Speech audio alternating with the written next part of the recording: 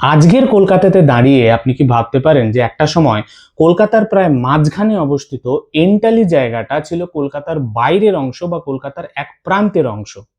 এই এন্টালির কিন্তু একটা ইন্টারেস্টিং হিস্ট্রি আছে, আর আজকে আমি আপনাদের জানাবো সেই তথ্য। নমস্কার, আমি পুলক এবং ওয়েলকাম টু সেকাল ওই কাল। বেশ কিছু তথ্যের মধ্যে যেটা সব থেকে বেশি গুরুত্বপূর্ণ বা বিশ্বাসযোগ্য সেটা হলো পি থাঙ্কাপ্পন নায়ারের ব্যাখ্যা অনুযায়ী এই এন্টালি নামটা এসেছে হিন্টাল নামক একটা ডেট পাম্প থেকে, যেটা সেই সময় জোয়ার ভাটা প্রভাবিত অঞ্চলে প্রচুর জন্মাতো।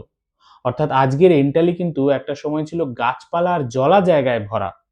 1717 সাল নাগাদ ইস্ট ইন্ডিয়া কোম্পানি মুঘল সম্রাট ফারুক শিয়রের কাছ থেকে 38টা গ্রামের জমি ভাড়া নেয় এবং তারপর 1758 সাল নাগাদ মির্জাপুরের কাছ থেকে বেশ কিছু জমি কিনে নেওয়ার পর সেই পুরো এরিয়াটার নাম হয় ডিহি 55 গ্রাম।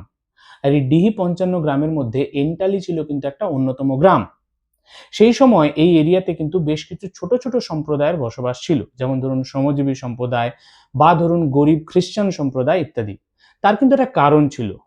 তার কারণ ছিল এই সময় এই জায়গাটাতে কিন্তু সেই সময় ছিল পৌরসভার কসাইখানা, এবং বেশ কিছু চীনা সম্প্রদায় সেই সময় এই জায়গাতে কাঁচা চামড়ার কাজ করতেন। ল্যান্ডমার্ক যতগুলো আছে এই এন্টালি এরিয়া, তার মধ্যে অন্যতম কিন্তু সেন্ট জেমস চার্চ বা জোড়া গির্জা।